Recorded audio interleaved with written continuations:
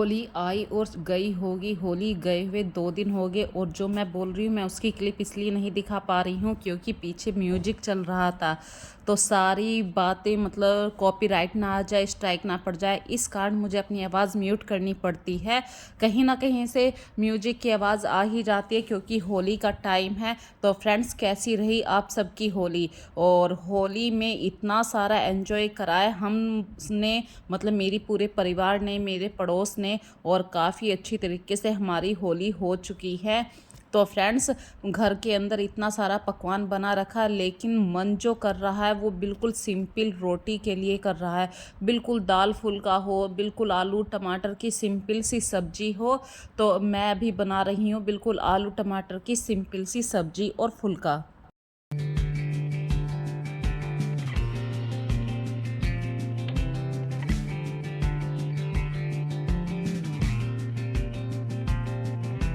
वो एक कहावत सुनी है कि यदि रोज़ रोज़ पकवान खाएंगे तो वो भी अच्छा नहीं लगता। हर चीज़ की एक वैल्यू होती है, हर चीज़ टाइम टू टाइम अच्छी लगती है। यदि हम पूरा दिन होली खेलते हैं तो दूसरे दिन हमें होली अच्छी नहीं लगेगी। साल भर में एक बार होली आती है, इसीलिए हम होली को काफ़ी एंजॉय ले से खेलते हैं। तो उसी हिसाब से देखिए, रोज़ रोज़ पकवान खाएंगे तो दाल रोटी का अपना टेस्ट होता है। तो हर चीज़ की एक अलग से वैल्यू होती है। और होली गई है, अब मैं अपने घर के डेली रूटीन के काम करने पर आ चुकी हूँ। तो घर की हालत बहुत ज़्यादा ख़राब हो चुकी है, हर चीज़ अस्त व्यस्त हो चुकी है। तो सबसे पहला काम तो फ्रेंड्स देखिए, मैंने अपने कान्हा जी को जो रंग लगाया था उनको नहलाकर साफ़ कर दिया है और उनके कपड़े भी बदल दिए हैं, ताकि भगवान जी को भी लगे भाई जब हम लोगों ने होली खेली तो भगवान जी ने भी होली खेली थी। और अभी उनको नहलाने के बाद मैं आ गई हूँ किचन में। जो देखा कि भाई होली वाले दिन के जो दही बड़े थे वो किसी ने नहीं खाए। यदि आप होली पर जो दही बड़े बनाए उन्हें ताज़े रखना चाहते हैं तो उनका पानी बदल दीजिए। जो पुराना पानी है उसे निकाल दीजिए और ताज़ा पानी भर दीजिए। और जैसे भी आपको ज़रूरत है, दही जितना भी है उस दही में उतने ही दही बड़े डालते रहें। और फ्रेंड्स देखिए, होली पर ये बहुत सारे अंगूर आए थे। सभी के घरों में कुछ ना कुछ फल फ्रूट आते रहते हैं, लेकिन ये कपड़े के अंदर मैंने इस तरीके से रखे थे कि भाई छोटे छोटे से इंसेक्ट होते हैं वो अंगूर के ऊपर ज़रूर आते हैं।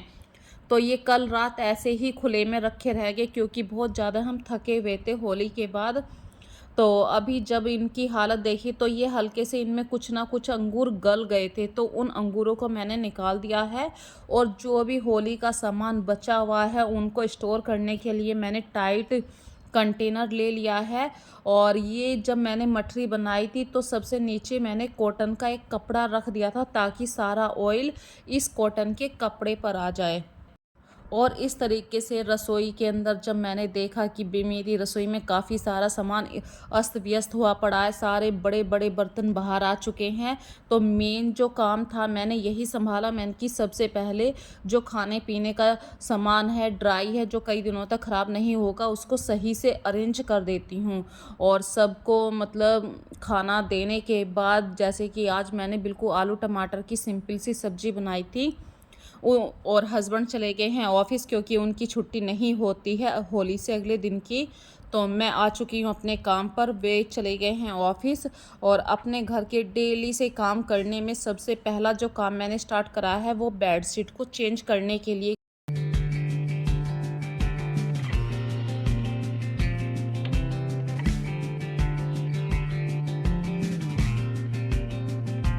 देखिए, नहाने के बाद कितना भी आप ये सोच लें कि कलर निकल गया है, लेकिन जो हमारे बॉडी पर कलर लग चुका है इसको 2 या 3 दिन तो लगेंगे प्रॉपर निकलने में। क्योंकि मैं काफ़ी अच्छी तरीके से कलर के साथ होली खेलती हूँ, मेरे फैमिली वाले भी, मेरे परिवार वाले भी। तो जो बेडशीट हमने लगा रखी थी वो काफ़ी गंदी हो गई कलर की वजह से। तो मैंने आज बेडशीट दोबारा से लगा दी है क्योंकि जो पिलो थे उनके ऊपर कलर आ चुका था।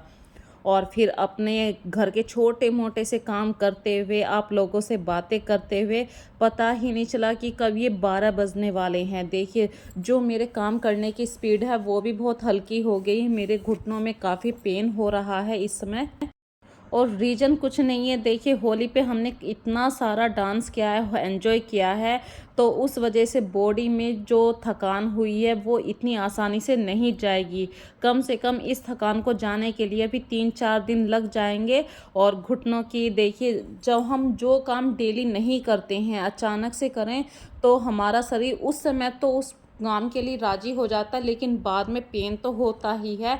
और होली मैंने काफ़ी अच्छी तरीके से एंजॉय करी थी। रात के करीब 11:30 बज चुके थे। हमने काफ़ी अच्छी तरीके से खूब डांस किया, मैंने, मेरी फैमिली ने, मेरे नेबर्स में जो भी रहते हैं उन्होंने भी काफ़ी अच्छा डांस किया था। तो इस तरीके से फ्रेंड्स होली जो होती है ना, भले ही वो साल में आती है पर पूरे साल भर हम होली की यादों को ताज़ा रख लेते हैं। होली की इतनी सारी बातें होती हैं जिनसे मन करता है कि होली फिर से आ जाए, लेकिन ऐसा नहीं हो सकता है। हर चीज़ की एक वैल्यू होती है, टाइम टू टाइम हर चीज़ अच्छी लगती है।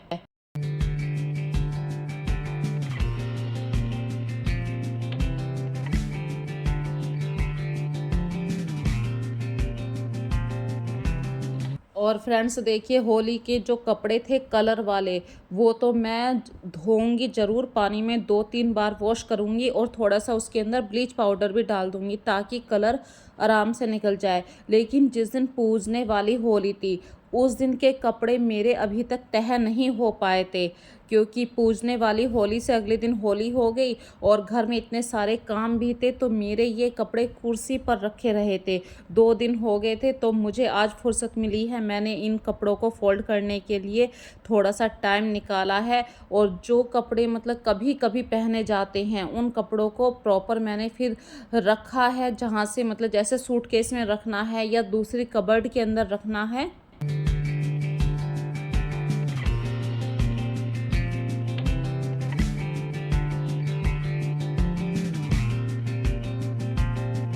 तो फ्रेंड्स आप लोगों को बताऊं, मैं साड़ी बहुत कम पहनती हूं। जैसे किसी शादी प्रोग्राम को अटेंड करना है तभी साड़ी पहना करती हूं, या कोई बहुत ही स्पेशल ओकेशन है, त्योहार है, जैसे कि होली, पूजा करने के लिए बाहर जाते हैं तब मैं साड़ी पहनती हूं। और मैं अपनी साड़ियों को कबर्ड के अंदर बहुत कम रखती हूं। मेरे पास ये एक्स्ट्रा 2-3 सूटकेस हैं, तो ये मेरी शादी के टाइम के ही सूटकेस हैं, मैंने कोई अलग से परचेस करके नहीं रखे हैं। तो इन्हीं के अंदर मैं अपने आने जाने वाले कपड़ों को रखती हूँ। और 10 मिनट तो आप अभी स्टार्टिंग से ही हर उस काम को दीजिए। ये एक छोटी सी ट्रिक बता रही हूँ, क्योंकि जब त्योहार आते हैं, जैसे कि होली एक त्योहार ऐसा है कि आप कितना भी सोच लें कि टाइम देंगे, लेकिन आपका ज़्यादा से ज़्यादा टाइम आपका किचन में गया है, आपने और कहीं पर अपना इतना टाइम को फोकस नहीं किया है। बाद में सोच लेते हैं कि फिर कर लेंगे। और अभी सर्दियों के कपड़े भी रखे जा रहे हैं, तो जो भी अलमारी आप खोलें उस अलमारी को बस 10-10 मिनट देते रहिए। जो आपके पुराने कपड़े हैं बिखर जाते हैं, उनकी तह खुल जाती है, फोल्ड उन्हें सही से फोल्ड करके रखिए। और अभी तो बहुत मतलब हल्की गर्मी है, 2 महीने तो आराम से निकल जाएंगे, लेकिन मई जून के बाद आपको ऐसी गर्मी दिखाई देगी जब आपको प्योर कॉटन के कपड़ों की ज़रूरत होगी, तो तब फिर से आपको अपने कपड़ों को अरेंज करना है। तो इस तरीके से ये काम चलता रहता है, लाइफ आगे बढ़ती रहती है, त्योहार आते जाते हैं और ऐसे ही दिन पे दिन पता नहीं चलता कि हमने कितने साल निकाल दिए हैं। एक होली ही नहीं, हमने पता नहीं कितनी होलियां खेली हैं और एंजॉय से खेली हैं।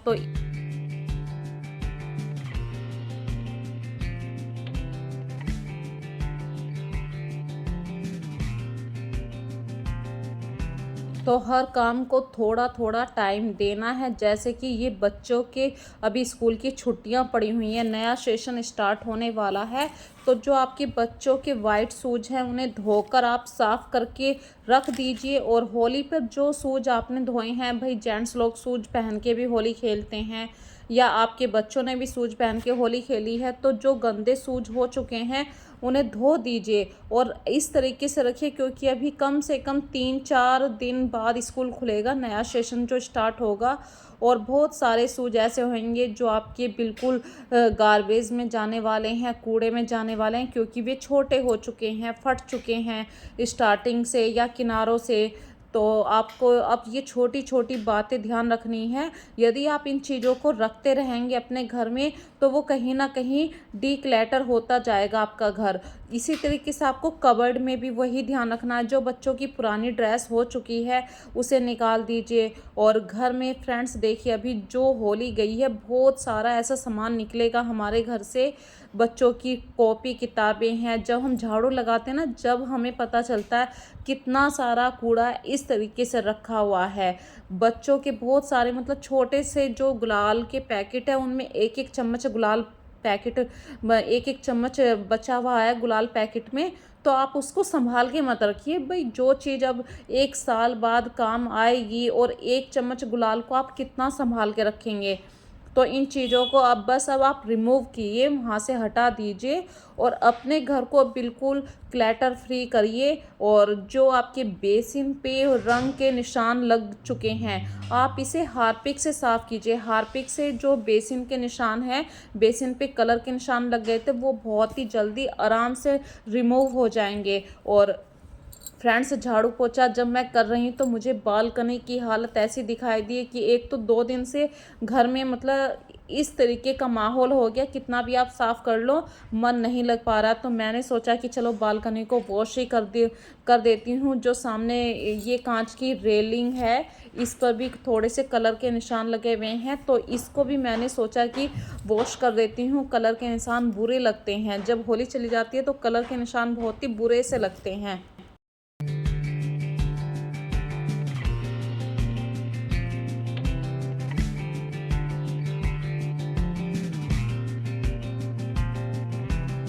और फाइनली मेरे घर का टोटल काम हो चुका है और मैं आ गई हूँ छत पे।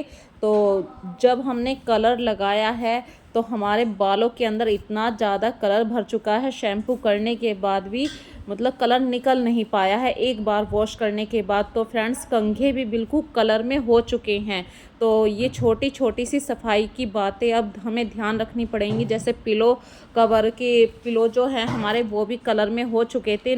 सिर धोने के बाद भी उन पर कलर आ गया था। इसी तरीके से आपने भले ही सिर को वॉश कर लिया है, शैम्पू कर लिया है, लेकिन फिर भी हमारे बालों में थोड़ा सा कलर रह जाता है और ये 2-3 बार के वॉश से निकलता है। तो ये कंघों के ऊपर आ जाता है। जब तक कंघे भी आप नहीं धोएंगे तो आपके घर में प्रॉपर सफाई नहीं हो पाएगी। और इसी तरीके से मैंने छोटे छोटे से आज के काम निपटाए हैं और छोटी छोटी सी बातों को भी आपके साथ शेयर कर रही हूँ। जैसे कि शूज़ धोए हैं और गर्मियों का टाइम है, शूज़ के अंदर काफ़ी सारा पानी रह जाता है। तो आप शूज़ को किसी ऐसे पौधे की जड़ में रख दीजिए, क्योंकि शूज़ से जो पानी धीरे धीरे निकलेगा वो पौधों की जड़ में चला जाएगा।